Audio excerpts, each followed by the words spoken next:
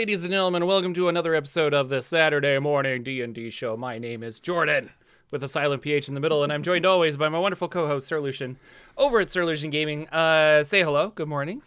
Hello. I like that intro. A little excitement there. Something different. I Man, like it. We're always excited here. Yeah. Innovative. Innovative. Always changing things up. A visionary, some would say, but Yes. only him, really. Yeah. Never done Ladies and before. gentlemen, Jordan the PH is silent. Welcome everybody. We've got a lot of fun people in the chat, so thank you guys for coming out and watching us live to talk about our journey through a Radiant Citadel.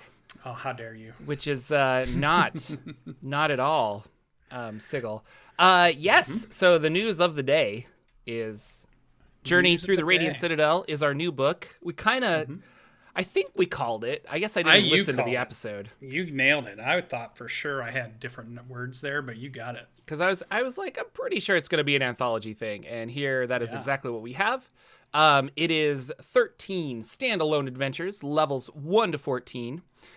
So with 13 adventures, I'm assuming an adventure a level, and then you'll finish the game. It's always funny because it's like 1 to 14, but I don't think you'll play at level 14. You just end. Maybe you'll end up there. And then it's like, well, we finished the level 13 adventure. Congrats, you're 14. Yeah.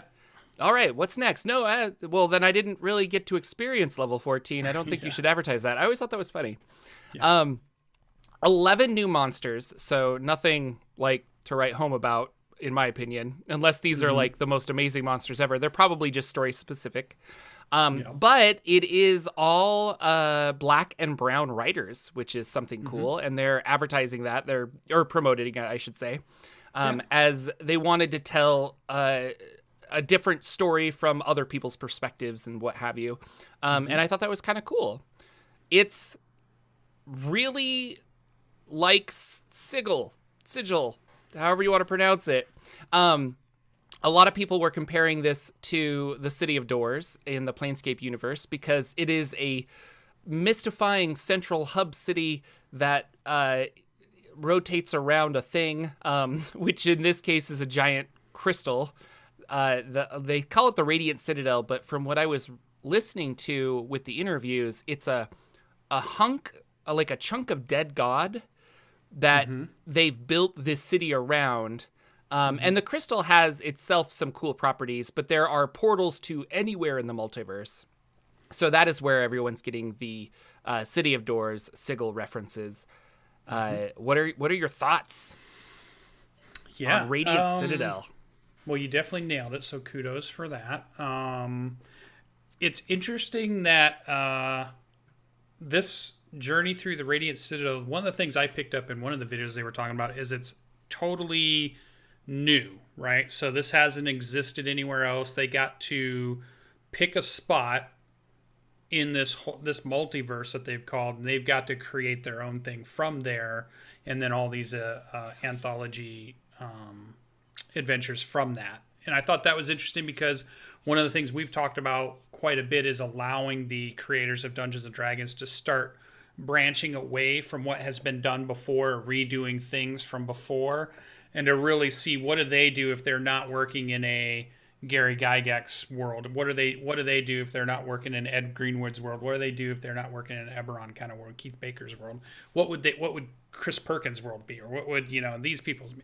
So I like the idea that this is a step in that kind of direction where they got these the group of creators together, and they really were able to say, we're going to pick something new. You're not in Forgotten Realms. You're not in any of this stuff, but you're going to connect to all of it, right? And even in one of the videos, it said this connects to Eberron. This connects to, I heard him say that specifically, because normally we kept thinking Eberron was on its own little sphere. I think that's what Keith Baker kind of wanted it to be, not a part of, say, Planescape, or not a part of, say, Spelljammer if it ever came out. But they said in this video, so I'm thinking it's canon. I'm calling it canon at this point. Journey through the Radiant Citadel, you can get to Eberron from the Radiant Citadel. You can get to Sigil or Sigil, or how everybody wants to put GIF and GIF, however they want to pronounce it. You can get to there. You can get to your planescapes. You can get to, I'm assuming you might be able to get to Dark Sun. I'm assuming you might be able to get to Dragonlance. I'm assuming you might be able to get to these places. And I wonder if some of the adventures these people wrote do go to those places, or do all 13 adventures take place in totally unique, brand new places? Because it does say there's like communities that have grown up around the Radiant Citadel, right? It said there were these communities that have been built I think here, so, and yeah. they interact with other civilizations that I think they got to make up also. So I wonder of how much of it's new, how much of it will touch nostalgic stuff, if any. So I'm really interested to see, and I'm guessing more and more will get leaked. I was reading a little bit about Adventure Number 1, and it was the creator for that. I think she is the community manager for Critical Role right now. I think she also had played in the one of the live actions on the D&D channel. Okay. I'm forgetting her name off the top of my head, but she was talking about her adventure that she had created and how it it's between a couple of rival families that are merchants of salt, but then there's like this kind of theme of tradition versus almost like industry, I think is the way she put it, but also two rival families trying to corner the market, or having shenanigans about who's going to be the salt merchant in Citadel here, in Radiant Citadel. So I thought that was a really interesting way to say, we got some interesting adventures here that we might not have seen before. We got some different kind of stuff. So I think it's interesting. It is one other correlation I was thinking about, or one other idea I was thinking about, is before, when we said anthology adventures, it used to be remakes of old adventures but brought to 5th edition so that you could use them in 5th edition, whereas now we're away from that. And this isn't the first one. I really feel like, I think even Candlekeep was that way. Candlekeep was original. Some of the other anthologies have moved away from, hey, let's bring in some of the old stuff into 5e so you can do it, but put the new spin on it and put some modern takes on it. Now it's like, hey, you can create whatever you want. Just go out and build stuff. Almost like Coville's doing. I wonder if they were looking at some of the success that he's having with Arcadia and some of the stuff they're doing. And this almost feels like Matt was like a year ahead of what D&D, what Wizards of the Coast is doing in some ways. But I don't know. What do you think? No, I want to shout out AJ Pickett. He's in chat. He gave us 10 New Zealand dollar bucks. So thank you, AJ. New Zealand bucks. We should go to New Zealand and spend them. Yeah. And he was asking if we're getting shard mines with this location. Do you know of shard mines? I don't. Okay, I think they were a 4th edition only race. I could be wrong. They might have been in 3rd edition. But they're like crystalline entity creatures that have like they have a memory that goes back like generations, like a collective kind of thing, if I'm remembering correctly. I'm sure AJ's done a video on it, so you go check it out. There is a creature mentioned in these that they're the embodiment of the experiences and culture of communities or civilizations, and they appear as crystal-like living creatures. Yeah, they take maybe the that's form. Where he's going. Yeah, and I saw that too. They take the form of like a scorpion, but it's made out of crystal, and they look really cool. So, I don't know. Maybe. But I super agree with you in that a lot of people were giving this criticism that it wasn't Sigil. And I'm like, but it's something new. But you can go to Sigil. Like, well, but that was my thing is I thought it was so cool that it was something new. Yeah. And for those of you who are asking in chat, like traditionally the ethereal plane is known as like the transitive plane because it doesn't really have anything in it. But from the ethereal plane, you might wind up in the astral plane, or you might wind up over here. Like it's always this weird going into the deep ethereal. You could probably forever float there and die, or you might like find something, a portal somewhere, who knows.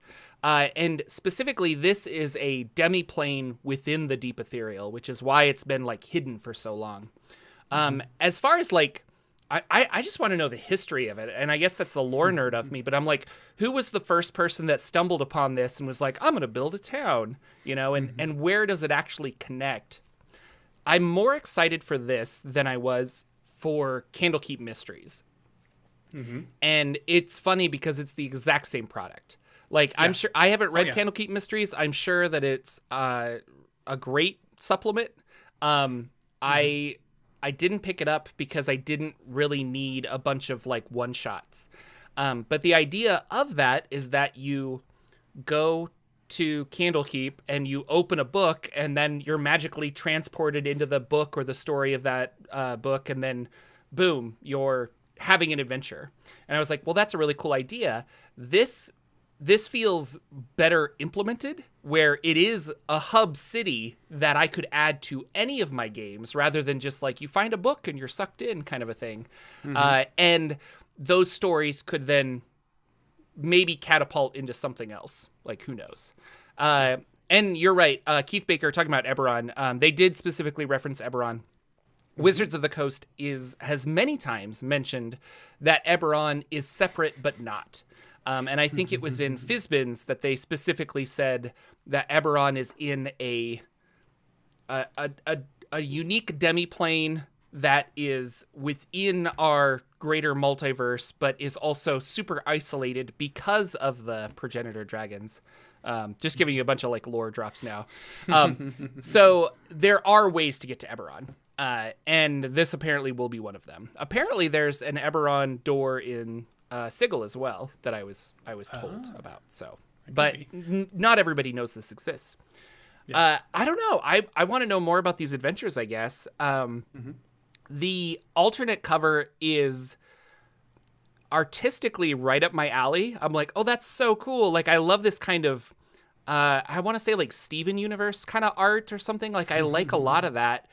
Does not fit the Dungeons & Dragons brand for me. Like, fits all of my OSR fun stuff, fits a bunch of other things. So I was like, this alternative cover, I was like, I thought it was a little Pathfinder like. It did not ways. I don't know. Didn't do it for me. But the main cover feels like a traditional D&D cover, and I've habitually bought the regular covers because I like them all matching. Except Wild Beyond the Witchlight, I had to go get that one. Oh, you're talking about the custom cover. I don't know if I've seen the custom. Oh, the custom. Yeah, you should. That's the deluxe. I mean, yeah. You should the alt cover. You should go look at the custom. I'll look cover. at the alt cover. Yeah, it's the art's really cartoony and stuff, but it's it's fun. Like, it's right up my alley. I like it.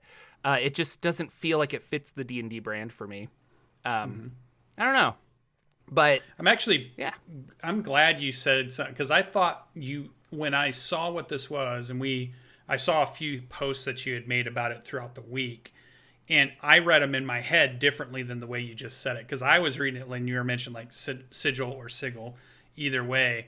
I know you're a huge fan of that place. So I was thinking, oh, maybe Jordan's going to be super upset. Not upset, because you're never going to be really upset. Like, they could have just done the city I want them to do, which is give me Planescape, give me Sigil in 5th edition. I've been wanting it. You know, that's something that I think you wanted for a long time. So I thought when we were going to talk today, I thought you were going to be one of those that are like, I kind of wish it would have been rage angry. Yeah. No, not really that, but it's interesting though. So I forget who. I'm glad you said you like it. Yeah. Somebody way up high, the latest like designer for D&D. Yeah. Winnegar? I think it was the only Winnegar. one I can ever think is, They were saying like, well, is this Sigil? Is this replacing Sigil? And he tweeted like, no, like Sigil, the 5e version of Sigil is Sigil. And they were like, oh, okay. So it's like, it is, they're like, guys, it's something new. Like, don't worry about it. Which makes me think that I feel like this product could have gone in a very Planescape Sigil direction. So let's play. Everyone, put on your imagination hats. Let's play What If. So, what if this wasn't set in the Radiant Citadel and instead it was set in Sigil? Like, literally the exact same thing could have happened. You could have had the same team of writers. They could have put their own fun spin on Sigil. It would have been really interesting. I would have loved it. Blah blah blah. And you're doing the exact same thing. Portals take you to a different place, a different adventure. You're having a great time. Why not is like one of those questions.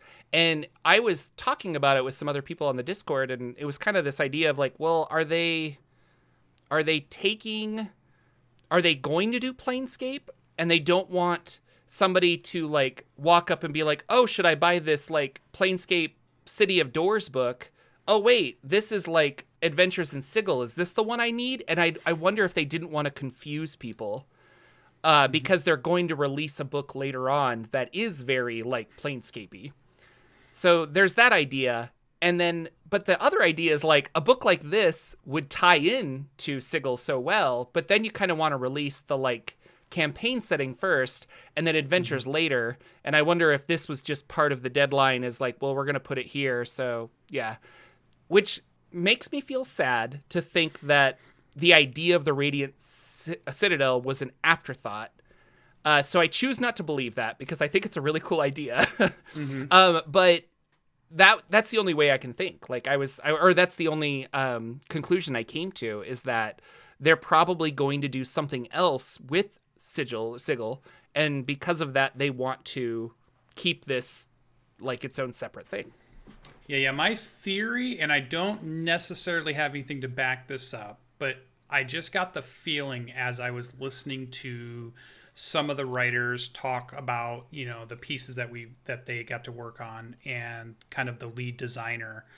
And I almost feel like this was one that would have been pitched and then said, hey, we really want a space that's our own. And when we got this cool idea, we want to do an anthology book. We want to bring a bunch of creators in to build these stories, and they might loosely be fit together, but they don't have to be like all your other popular books that are just like that. But we want a space that's not been touched before. We want to create a space that's brand new canon, brand new, you know, whatever. And then I feel like it evolved maybe from there in my mind, that they kind of always had that idea that it'd be something new, but then this idea of how it interacted with things, and they were starting to bring in other cultural myths and other things that you might not have gotten if it wasn't, you know, if we didn't stay kind of near the fantasy we know now, which, you know, is we all love because we've been here for 40 years playing it, so we do love it. But also this idea that there are other cultures that have come up with their own fantasy stories and their own legends and lore that could possibly be brought in and give us a different take, which I think is kind of cool too. So I think it's great. I think it's one of those, I'm really super interested to see, like you said, from a lore perspective. I think this is a cool thing that can fit in anybody's campaign and can be a nice campaign joiner if you wanted to. If you have your normal campaign, maybe it's your own world and you want to bridge it into a module you want to run for Wizards of the Coast. And to do that, maybe you're going to do just a short 1 or 2 or 3 session in the Radiant Citadel that gives you the way to get to, okay, we're over here in my custom world, and now we're going to go over and I want to run this cool Waterdeep adventure that had come out and I've been dying to run, and I have a way to connect them. You know, I don't have to come up with anything else to do it. Not that we couldn't as Dungeon Masters, because that's what we do all the time, right? We come up with ways to connect things that we want to do. But I like it. I like the idea of it. I like this idea of communities that have grown up on this bone structure around a crystal, and there's some well, I think the crystal is the bone god. Yeah, like I think they built a city around the crystal, and that crystal actually is the dead god piece or something. I again, we don't know. Another cool thing about this is that it will hypothetically go to the DM's Guild, and I'm curious what other authors will like create more and bring to the city and stuff. I don't know. I don't know. This is just really cool because it's the first non-Magic the Gathering, non-old D&D thing that we've seen. And I just like that it's brand new. Like you said, we've been wanting something that's like a unique 5e thing for a while. Yeah. And thank you, Steve. He donated $5 and he asks, hey, Steve. He wants, is the reason that they didn't use Sigil is because they didn't want to like fence in writers. And that could be, I just did a video on the factions of Sigil, which is huge. And they made a lot of books on that and a lot of like, here are the NPCs. Also, Planescape Torment is the video game that takes place within the City of Doors. So, yes. Like, I wonder if it was like, you could literally do whatever you want, or I need you to, like, really only do this. But when you're writing singular adventures, there's probably just one person that is the designer for the Radiant Citadel, maybe a couple, and their job is not to tell the author, like, you need to change your world. Their job is like, here are the doorways to connect. So I feel like they could have internally done this with their team, for Sigil just as easily as creating a new place, which leads me to believe, again, that we're getting a Planescape book later on, and they didn't want to confuse customers. So, but well, I hope we get a Planescape book. I think I love the Monty Cook era of creators that Planescape really came out of, and there's a whole group of writers that was after Gary and Ed, and some of them back in the day, TSR switching over to Wizards of the Coast, and then there's some cool stuff in there, and we know Monty Cook can spin tails, so bringing some of that stuff back again into 5e would be awesome. I'd love all those kinds of supplements, so I think it's cool. I think 11 new monsters I thought was a little light. We didn't hear anything about new classes. No, I believe there were adventures. new playable races, I thought. Nope, but maybe just not. 11 new classes, or 11 new monsters. That's and it? 13 Okay. adventures. So All right. Interesting. So new options, but different places to play, I guess. A different place. So it's interesting. I think I'm curious to be able to read it. I think this would be one that's fun to read, just like all those other RPGs that I kickstart and somebody's come up with a really cool idea and they built this whole world and campaign around it. A lot of those games I love to just sit down and read the book and read what these people have come up with, their history and their lore and their theme of their world that they've created. Is always really fun. So I think this will be one that would be just like that. It'd be fun just to read it, let alone maybe use it in some type of campaign and get cool ideas and stuff. And and I don't like the DMs Guild is like that for me. And I really miss the idea of spending like $5 on a module. Like I want to go buy. And I guess Dungeon Crawl Classics does it really well. All of theirs are $5 to $10. You buy like a single adventure. But they're fun and it's kind of cool. And then you start talking about like, oh, did you play this one? Oh yeah, I should go pick it up. And like, you get people talking about, that crazy, Sailors on the Starless Sea that everyone talks about and things like that. And because I don't know how many people have finished, Icewind Dale or Tomb of Annihilation or things like that. Like you're still playing, Waterdeep Dragon Heist or Dungeon of the Mad Mage, Well, so we got through Tomb of Annihilation. We've got through Waterdeep Dragon Heist. We're deep into Dungeon of the Mad Mage, and it's going to be a while before we'd ever get out of that. That's the mega one, really, though. That's the mega. I don't know. But my point is those are longer, and you're also not taking your character that was like, okay, I survived Tomb of Annihilation. Now I'll take that character to play Icewind Dale. Like, no, you're going to start a new character. And these singular adventures are kind of a fun way to be like, hey, let's have our characters go here for the weekend, and so I like those and I miss those. But that is a very different style of play too.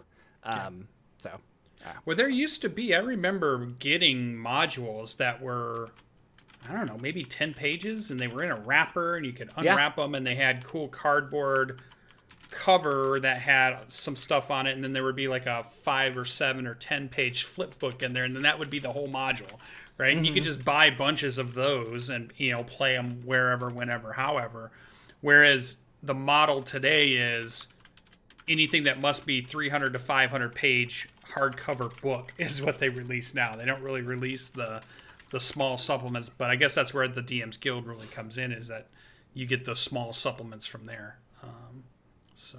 I'm interesting. I'll see. The date on it is a June date, correct? June 21? June 21st, 2022.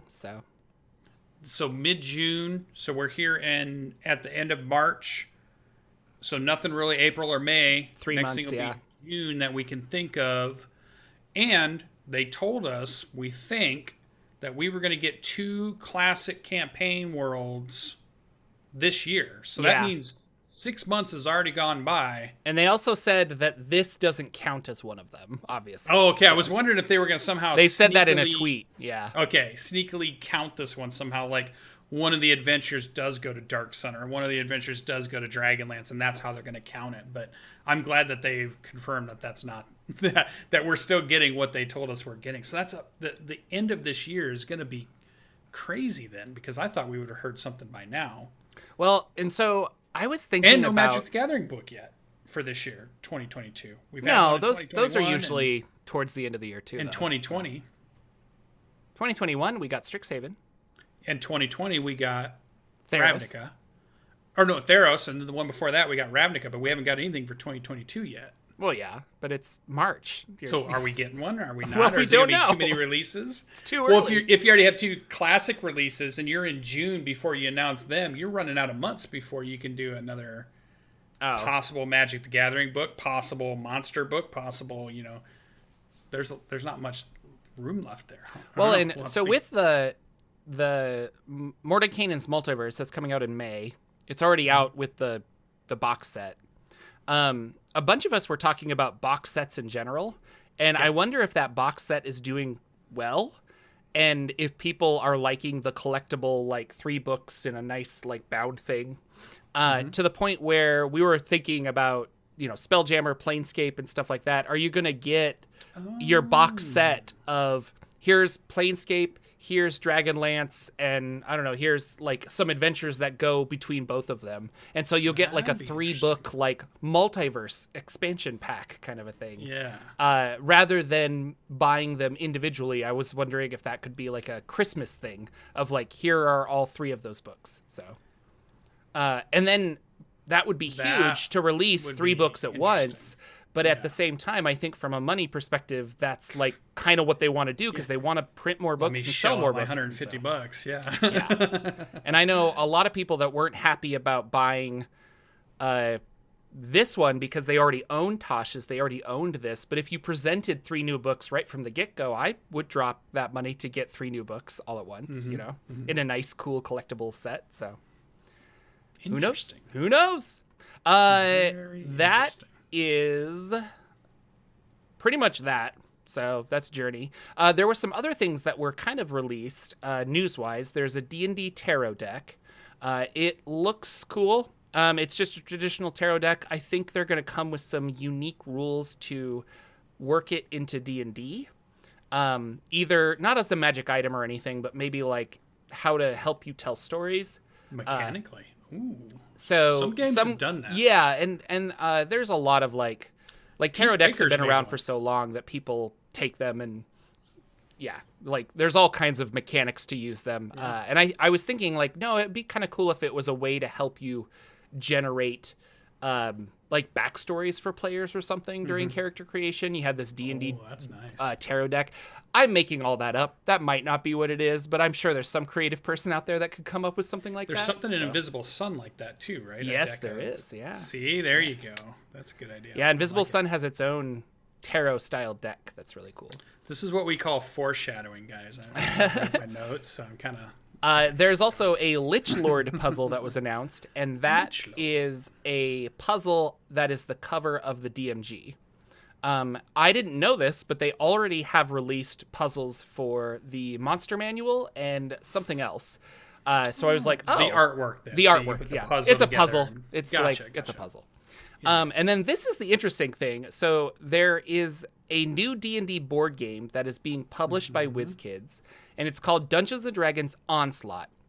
And I don't know anything about the Onslaught game, other than I did some quick Googling, and apparently it was published by TSR in the 1980s, and it's a tactical kind of board skirmish game, and so they're going to put a D&D spin on it, WizKids, and they're licensing D&D franchise to do this.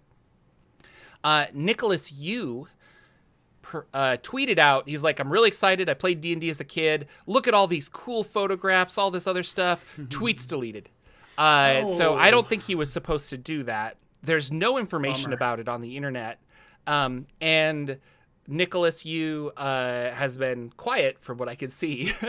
But also, they asked him in that tweet before it was taken down, well, when is this going to be released? And he's like, oh, it'll be announced next month or like in a month. And so it's like, well, if it's announced, that's not released. That's announced in a month. Maybe you shouldn't have done that. Kind of thought that was interesting. So I don't know anything about Onslaught, but the pictures he showed, it could be cool. Like it looked like maybe a minis war game, but really on a scale of like, I have elven archers and mages and stuff, not like giant mechs or Star Wars. I know the Star Wars mini or the Star Wars tabletop battle community is huge. So yeah, we've got Paizo's in lasers that and stuff game, to too. show. They've got some board games for their stuff too. A lot of I think companies want to have a good wide assortment of RPGs, board games, video games, probably mobile games. It's like we all want to have our hands in each one of those mediums. So. And yes, I meant jigsaw puzzles when I said puzzle. Sorry. Yeah, because you said puzzles, and I'm thinking, well, Jordan, there's lots of kinds of puzzles. People You're right. Might be thinking it is a jigsaw puzzle. My bad. There you go. It's just the art of a jigsaw puzzle. Yeah. So Onslaught, that's kind of interesting. And then this was announced by Beadle and Grim that I really liked. I do have a question though. Oh, go ahead. Answer your. Yes, you right there in the headphones. Your question. Thank you. Do you already have a Dungeons and Dragons based board game? Yeah, I've got 2. 2. Okay, so you're a board game buyer. Are you thinking you'd buy this? Onslaught? Yeah. I would have to see how it's played. I don't know. Right. Like I love Betrayal at House on the Hill. I did not buy Betrayal at Baldur's Gate because it's literally the same game. And my friend bought it, and I'm like, if I'm ever going to play it, I'm going to play it with my friend who also likes D&D and Betrayal, so I don't think I need to buy it.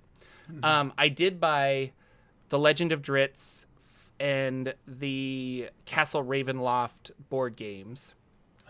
I don't know if they have a Clue version D&D. I did not buy Clue version D&D. Yeah. Oh, okay. So. But would you? No. Okay. Because I don't want to play Clue. Like. I thought you liked that game. I liked being in the play. That was fun. Oh, that's what it is. And honestly, my wife used to collect a bunch of vintage board games, so we have all of those games. So like to rebuy it for a new theme is kind of like... you've got like a modified Monopoly game, right? We do have a Jurassic Park Monopoly, yeah. There you go. That's what I was thinking of, too. And that was fun. Well, Monopoly. So Monopoly is my wife's favorite game, and I got her... And Jurassic Park is her favorite movie. Our Monopoly is kind of falling apart, so I bought that one because I thought it would be funny. And we played it one night, and it has surprisingly fun new mechanics. I'm like, how do you reinvent Monopoly? But they did a good job where you have to build fences rather than collect real estate and stuff. It's kind of interesting. Tangents, yes. Sorry, did I answer your question? Yeah, because I knew you were a board gamer, and so I know you're always kind of on the lookout for board games, even though we always talk about tabletop role-playing games and we love them. I think the one thing that board games always has as a tiny advantage is that sometimes they can be played much quicker than the time commitment of, say, the tabletop role-playing game, which is a 2, 3, 4 hours if you're gonna, especially if you're gonna play at a table with your friends versus even online. Yeah, where you can maybe shorten it up. But if you're inviting everybody over and you're gonna roll out the map and put the minis down and bring out all your terrain, and then you're gonna have a big old adventure, you're talking a 4 or 5 hour session. Well, and we were just talking to make it worth it. Yeah, I was just talking with my friends that we have lots of board games that we want to play, but whenever we get a bunch of people together and we're like, wait a minute, could we potentially all meet on Thursday every night for like the next 5 weeks? Well, then we should run a campaign of something. And so then it turns into running a game, as opposed to, we probably should have just played board games, but who knows? I still have, it's like Windward. I keep buying them and not playing them. Yeah, I got Windward for Christmas and I haven't opened it yet. And it looks so cool. We were talking about that. Really cool. Beadle and Grimm's. Sorry. Beadle. They like to do stuff. They stole my idea of the D&D merit badge. Yes. No, they stole my idea. I'm coming for you, Matthew Lillard. No, I'm kidding. They did not steal anything. It is an open idea, but they have created coins of completion. So these are licensed D&D coins based on the adventures. And so, you could buy 5 coins, and when everybody finishes Icewind Dale, you could hand them, hey, you finished Icewind Dale. Here's a collectible coin to remind you of all of the adventures you went through. It's kind of a really cool idea. For the most part, here, I'll tell you. The Icewind Dale coin, awesome. Ravenloft, phenomenal. Eberron, really cool. Curse of Strahd, also really cool. The rest of them, do not like. The Descent into Avernus coin does not look good. I don't even know the dragon on the Dragon Heist coin, and Waterdeep or Ghost of Saltmarsh has like a squid on it. Doesn't seem to fit. I don't really like it. Wild Beyond the Witchlight might be cool, but it's so shiny I can't tell what it looks like. Coins are a pretty good idea, but I still think patches are the best idea because that's the thing you can wear as a badge. I know. D&D Scouts. People can see it. Look, how are people going to see my coins unless I throw them out on the table? No, in a very conspicuous way. Something like this is like to put on a shelf or something, or or for your child to find when you're 80 and he's like, or your grandson, Grandpa, what's this? That's when I saved all of Icewind Dale with my bare hands. I was a druid who turned into a bear. That's a joke for you guys. So I love it. It's a cool idea. Some of these though aren't adventures. That's what bothers me. So the Eberron coin, that's not an adventure. Like, why would I get what? No Eberron adventure. It's so coin of completion for Eberron Rising from the Last War. Like, there is a little adventure in that, but it's a start. I would not want to give you a coin for getting through a level 2 adventure. And the same with Ravenloft, Van Richten's Guide to Ravenloft. That's not necessarily an adventure, unless maybe you played through all of those different settings. I don't know. But, Ghosts of Saltmarsh, Icewind Dale, kind of makes sense. They're $20, kind of spendy for a coin, but also if you want to have that memory, it's quality. Like Beadle and Grimm's has always made really quality stuff. Yeah, they usually make good quality stuff. I really want a lot of their pins. They've got like a Waterdeep badge and a bunch of other stuff. But boy, they're expensive, but they're really good quality. So I keep thinking I'll finally see them at like a Gen Con in a booth, and then I'll be like, okay, here's $200. I'll take all of them. So, but it's kind of a cool idea. I like the idea of having that physical, that's why I was thinking about patches or enamel pins or something like that, where you can be like, I finished this. I kind of like that you get like a memento. Yeah. Everyone's like $20 for a coin. Yeah.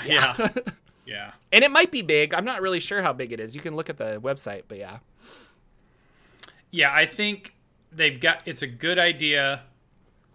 They marketed to a group that's probably a affluent, wealthy type group that would want some of these. And we'll probably display them on shelves and things where they display their other $200 full-size, bust of, minks and, whatever, all their other cool, super expensive stuff that they have. I still like the badge, like some, a $2, $3 badge. And the reason I like it is it's also a conversation starter or a way for two random people to make a connection as they pass by each other. And I think that's the best possible use of that idea. This one's okay, but I wish it would have went. I still think the badge idea is the best. Just for no, it happens in real life more than you'd think. Like I see people wearing Critical Role shirts, and I'm like, and you do that nod like Mighty Nine, and they're like, and then you walk away, and you're like, yeah, that guy's cool. So, and if you were like, I don't know, but a lot of people don't wear patches anymore. So for me, it's like really a convention thing, but I still like that idea. But boy, companies do not want to do patches as print on demand. And they can't, that's right. I guess. It really is kind of impossible to do print on demand. They can with shirts really easy, but they can't do that. So the problem is I've tried to kick this off the ground a lot of times, but they want me to invest like $3,000 to get all of these different patches. And I'm like... So we got to go at it a different way then, Jordan. This is what we have to do. We have to buy the equipment that can build the badges for us. That is also expensive, but that's a full-time job to be like making patches. Some people do it though, making merchandise. Right. Go to Gen Con and sell out and have a good time. If I go to Gen Con, I'm going to make some enamel pins or something, and I'll give them away or sell them for like a pilgrimage patches and pilgrimage pins and things like that. That was a truly traditional thing that they would do. Even in the 14th century, they would get a pin of a pilgrimage they might have made to go somewhere, and I just think that's super cool. So I think we should definitely do it. I think it's such a good idea.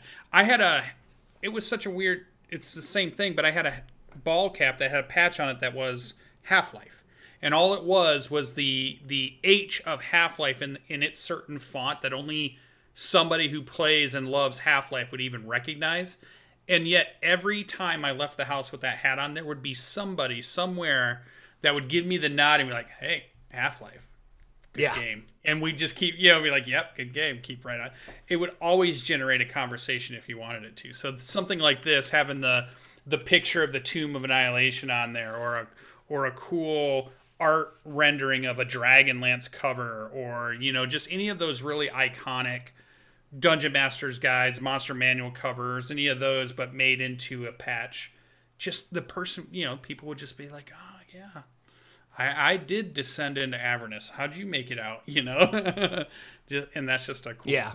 Yeah. I like it. I also like it.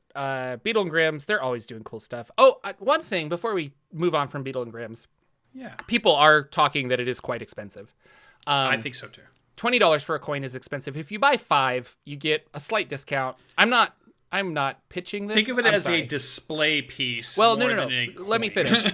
So a lot of times you're like $400 to buy Curse of Strahd. Like, Jesus Christo, no. But if you factor in everybody at the table and you say, hey guys, this is going to cost us $550. Everybody chips in to do it. Then at the end of that campaign, everybody gets their coin. It's part of the reward of being together. So it really is that, like, you found your group of players. Like, you guys will always game probably until you're like super old. And so this like is it's not a scary investment because you're going to finish the game. You're going to play it all the way through. And then when you factor in the weeks of play, all of a sudden it's like, oh, I'm literally paying like $2 a night for this kind of a thing. So yeah, I don't know. So I think that's kind of the thing is like, if I'm going to finish this, I might as well bundle it into the completion. So, but yeah, me being like, I'm a DM, I'm going to buy 5 coins for all of my players who finish Descent into Avernus. Like, no, I'm not spending $120 on, or $100 on coins for you. So, Paizo news. What's happening in the world of Although Paizo? I think I heard one other one. I feel like I heard that Critical Role is doing another adventure with the late night show Colbert again. I think I heard. Oh yeah, they're going to do another adventure. Red Nose thing. So he's going to run another game for Stephen Colbert, and that is benefiting the Red Nose Society from the Critical Role charity. I forget the name of their charity exactly, but they created a charity, and they're going to be donating money from that charity to Red Nose Society. So yeah, very cool. So I saw that as I was looking through some of the other notes.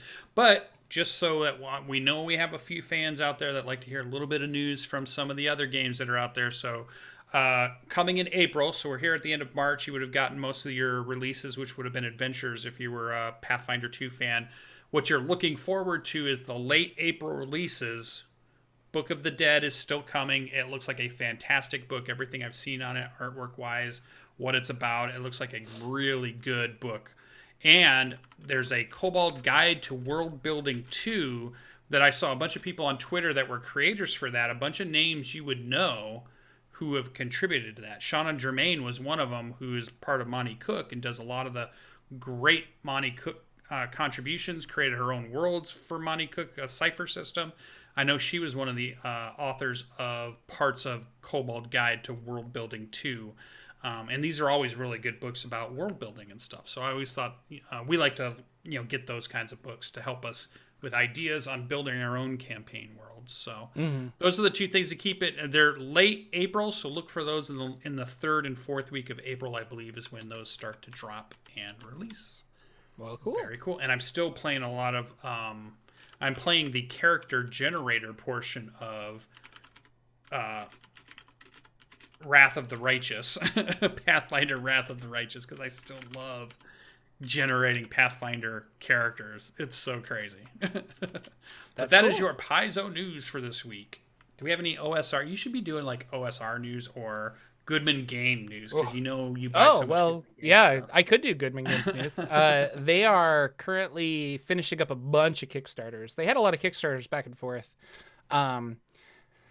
So a lot of that is just waiting for those books to get done. But they did say they're going to do a second printing of Empire of the East, which is their worst book for Dungeon Crawl Classics. So I thought it was interesting they're doing a second printing. There's people that want more, huh? Because I didn't like it, and I felt that it was very underutilized, I guess. I was kind of like, well, this is a really cool idea, but they didn't flesh it out. It also wasn't fleshed out because they didn't hit a lot of their Kickstarter goals when they did it.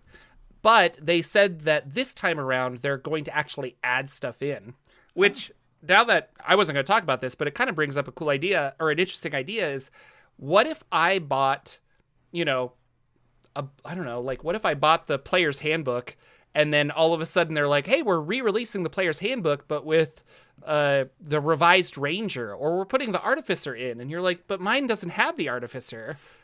Do I have to rebuy it? And in the case of Goodman Games, I think my PDF will be automatically updated with the new content. But it is kind of interesting. Like this idea of like, they're like, well, we're going to do a reprint, but we're actually going to add new pages. And it's over like 10 pages, 10 new pages of content for Empire of the East. I don't know.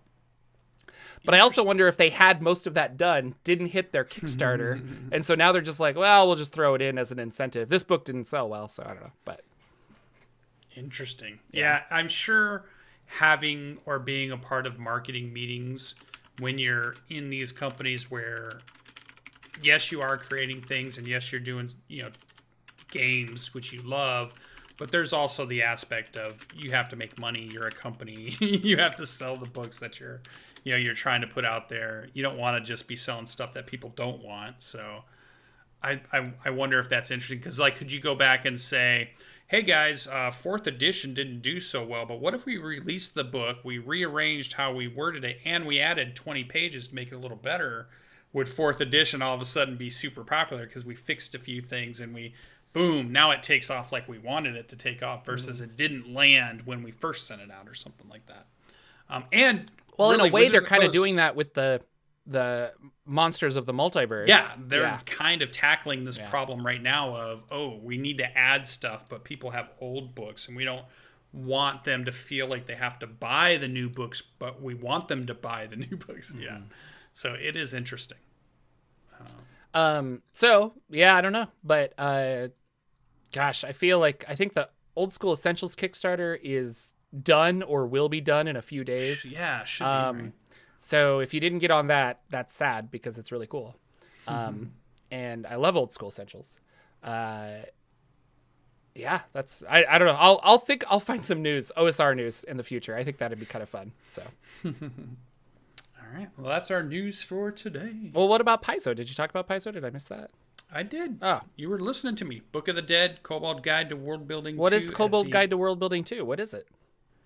It's a collection of writers that have come together to create a campaign building guide. You did say that. Okay. I did. Okay. Shauna Germain. I bet you were watching chat when I was. I probably was. Late April. Lucian, right. Are you playing any games these days? Yeah, I'm playing a podcast game with Jordan right now. That's cool. It's called Jordan Listening? It's a really interesting game. That's true. Yeah, how do I get Jordan's attention?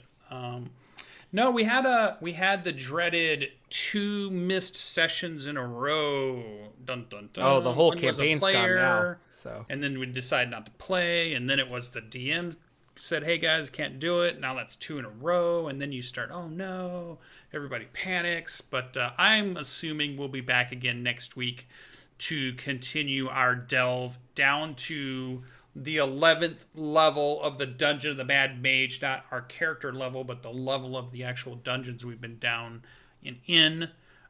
So that has freed me up to play a whole bunch of computer game stuff. So, I've, again, creating interesting characters in Pathfinder, Wrath of the Righteous. Was eagerly waiting and finally got it on Thursday evening, right into Friday morning. I took a half day off from work so I could play Tiny Tina's Wonderland, which has been super fun. And if you love Borderlands, you would love this. Which also, they have a TRPG tied to it that you could play also called Bunkers and Badasses, which I think is a great name for a tabletop role-playing game. Love the game so far, having a lot of fun playing it. I've also been playing Lost Ark, an MMORPG, because I got to still do MMORPGs at this point. So that's about it. Computer gaming is kind of taken over for those couple of weeks that we were gone, and I'm looking forward to getting back to some Roll20 dice rolling and leveling my Eric Hokra multi-classed fighter cleric that I've had a lot of fun with, who's modeled after Moon Knight aesthetically and in the way I play him, which is a great tie-in because we're about to get the Moon Knight. That's the end of this month, right? Streaming show next week. Yeah, March 30th. Oscar I believe, Isaac on Disney Plus. Man, Oscar Isaac's so good too. I like him. Oh. Ex Machina, fantastic movie. There you go. Super good. But I'm guessing Jordan said something last week when we spoke that he was about to play, he was gonna play, or he was planning to play. So something happened. That's my life. I'm always like, it's on the horizon. No, I'm playing games today. Lex is running us through his Durf. No, his hacked version of 5e that he may publish. So he's doing a real. I don't want to give it away because I don't know how much of it, but don't say the name yet because the name was really good. The name's really good. Yeah, put it out. I don't want nobody to steal it. Don't say the name. Don't say the name. I'm not. But we are play testing that, and I'm playing a roguish character, and I'm having a lot of fun. Where I am I'm playing a rogue, but he's a very like proper noble kind of person, and so a lot of it is just like oh, I'm not going to, and I think my name is Preston. It's just funny. So we're having a lot of fun with that. Roguish in mechanics or roguish in character and attitude? Roguish in mechanics. He's a rogue. Yeah. Okay, gotcha. In character, he's a noble snob who's like, what? And gotcha. So that's a lot of fun. I've also been playing video games. I finally beat Metroid Dread, which is a really fun game. I'm a big fan of platformers and Metroidvania games. And so when Metroid Dread came out, I was very excited. Here's how little time I have to play video games. I got Metroid for, was it my birthday or Christmas? I think it was my birthday, October. Okay, October 2021. Ooh. My good friend Chris, my real life friend Chris, he's like, I just got, what is the latest Assassin's Creed game or something? He's like, I'm going to be playing that. I texted him last night and was like, I finished Metroid Dread. I'm so excited. And I looked at it, and it tells you your play time, and it said like 14 hours. And I was like, okay, I did it. And he's like, yeah, I think I've got like a little bit left in Assassin's Creed. I'm at like 230 hours into that game. And I was like, when did you get it? He's like, oh, a long time ago, probably like October of 2021. And I'm like, oh man, I do not have the gaming time I used to. So hours. That was really funny, but really, really enjoyed that. But video or board games, RPGs, tabletop RPGs. This Wednesday, I'm going to be running Invisible Sun, my very first ever Invisible Sun game. Right. And this is really a session 0. I've got Lex playing, LB Hack 'em Up, and Indoor Adventure. That's right. And we're gonna. I have explained to them that this is like, I just kind of want to play the game to feel it out. Like, I've read all the books, but I really need to like see how it operates. And so I don't want it to sound intimidating, because even Lex was just like, I don't know what's going on. And I'm like, it scares me. It shouldn't. I don't want it to scare people. I want people to be excited for it. So yeah. I think the more I can be comfortable with it, then other people will be comfortable with it. So yeah, that one scares me. We're not streaming it because I don't want it to be like, we're not being entertaining. Yeah. It literally is just going to be 4 friends trying to figure out this game, and we're going to create our characters. And I may or may not record the audio for podcasts on the Patreon, but it'll be very rough cut, kind of like we're just playing, guys. We're just trying to figure out what's going on. But it's going to be combination character creation, and then the first session of Invisible Sun, you're supposed to create your house and the district you live in, and you create your neighbors. It's really kind of a fun thing. So we're going to be doing a whole bunch of that. It'll be good.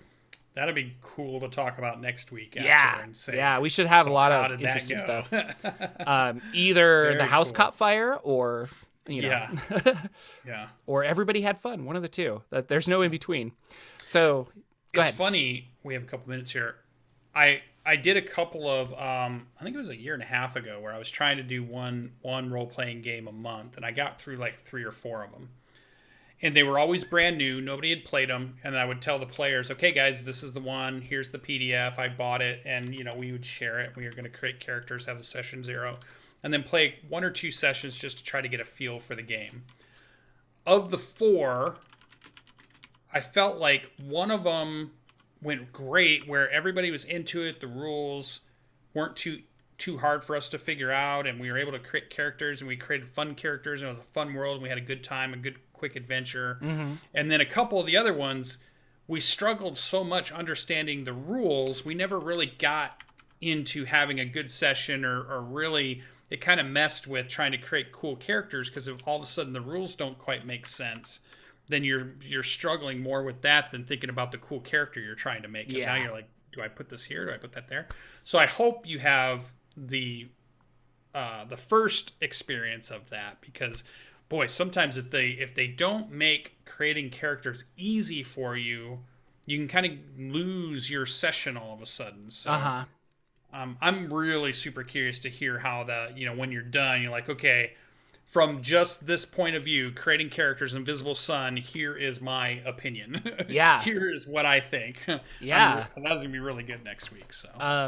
And you're right. We'll see. Because I know Lex has an idea for what he wants to play, but I from what I heard, LB's kind of like, well, I'll figure it out when I'm there, and I'm like, I really think you should read the book a little bit, but stuff. She's busy, like we're all busy, and it's a thick in like digestibleness part, so boy, I want to talk about this book since we have 3 minutes, but I can't remember the name of it. Oh, well, that'll be hard then. Yeah.